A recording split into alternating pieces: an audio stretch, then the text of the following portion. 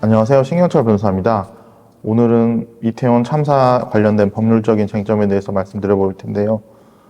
먼저 이번 참사로 희생되신 분들의 삼가 고인의 명복을 빕니다.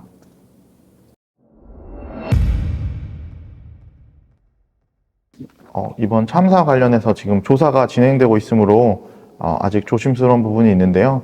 조사 결과 관련 공무원들의 이제 과실이 인정이 된다면 업무상 과실치사상이나 공무원의 경우에는 직무유기죄가 성립될 수도 있을 것으로 보입니다.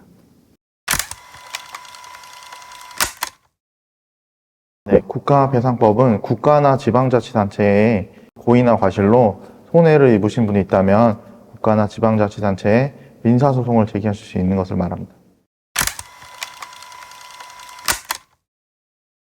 이 부분도 역시 아직 조사가 진행 중이어서 조심스러운 부분이 있는데, 관련해서 미리 신고가 수차례 들어왔음에도 불구하고 조치를 안 한 부분에 대해서 어떠한 과실이 인정될지 이 부분을 지켜봐야 될 것 같고요.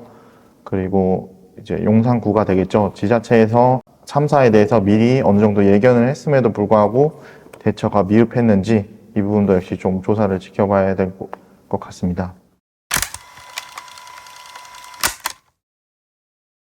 이 참사에 대해서 최초로 뒤쪽에서 누군가가 밀라고 이야기를 하고 실제로 밀었다는 어떤 증언이 나오고 있는데요. 그 부분에 대해서는 지금 역시 조사가 진행 중이므로 조사 결과를 살펴봐야겠지만, 밀라고 이야기를 하고 실제로 민 부분, 그리고 그걸로 인해서 사망이 발생했는지 인과관계가 인정이 돼야 될 것 같고, 당사자에게 그것을 예견할 수 있는지 예견 가능성이 인정된다면 폭행치사 혹은 과실치사 이 부분이 인정될 수 있을 것 같습니다.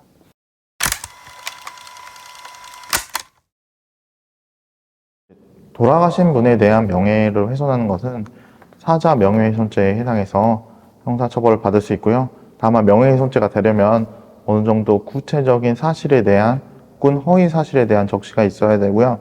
그것이 아니라 단순히 조롱을 한다거나 욕설을 하는 것이라면 모욕죄에 해당할 수 있을 것으로 보입니다.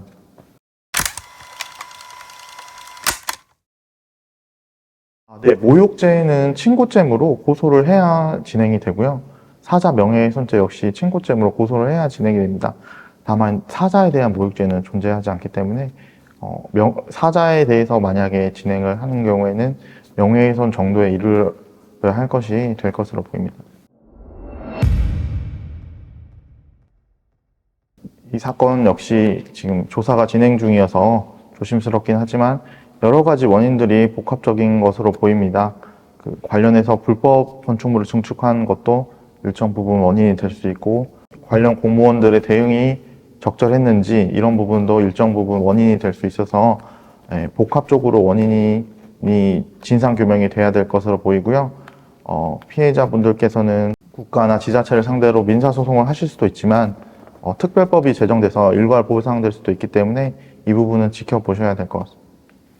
네, 이상이고요. 영상 시청해 주셔서 감사합니다.